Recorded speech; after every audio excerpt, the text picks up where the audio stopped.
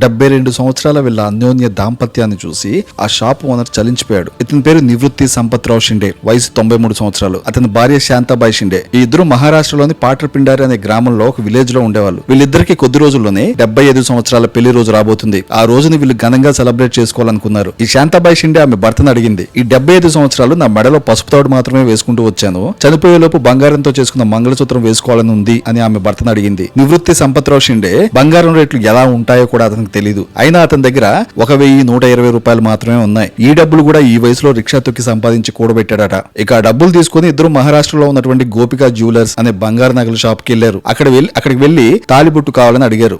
ఆ షాప్ లో ఉన్నటువంటి కొంతమంది వర్కర్స్ 30 నుంచి 40 వేలు ఖర్చు అవుద్దని చెప్పారు. మీ దగ్గర అంత డబ్బు ఉందా అని చెప్పి షాప్ వాళ్ళు అడిగితే ఈ శాంతాబాయి షిండే అనే ఆవిడ దాచిపెట్టినటువంటి డబ్బులను ఒక్కొక్కటిగా బయటకు తీస్తూ ఉంది. ఆ డబ్బుల్లో కొన్ని 10 రూపాయల నోట్లు, 100 రూపాయల నోట్లు, అలాగే కొన్ని నాణ్యాలు కూడా ఉన్నాయి. ఇదంతా దూరంగా ఉండి చూస్తున్న షాప్ ఓనర్ అయినటువంటి అమయ్ జైన్ ఆయన అక్కడికి వచ్చి వారిద్దరు అన్యోన్యాన్ని చూసి 30 నుండి 40 వేలు ఖర్చు చేసే తాలిబుడిని కేవలం 20 రూపాయలకే ఇచ్చాడు. ఈ విషయం అంతా చూసి ఈ వృద్ధ దంపతులు ఇద్దరు కన్నీరు గార్చేశారు. ఆ తర్వాత ఆ షాప్ ఓనర్ అమయ్ జైన్ వాళ్ళని నవ్వించి 72 సంవత్సరాల అన్యోన్య దాంపత్యాన్ని ఈ బంగారు తాలిబుట్లను గిఫ్ట్ గా ఇచ్చి పంపించాడు. ఈ విషయం తెలిసి కొంతమంది టీవీ ఛానల్స్ వాళ్ళు ఈ బంగారు షాప్ ఓనర్ అడిగారు, మీరు ఇచ్చింది నిజంగానే బంగారమేనా అని చెప్పేసి అడిగితే, అవును, it was a real gold mangalsutra.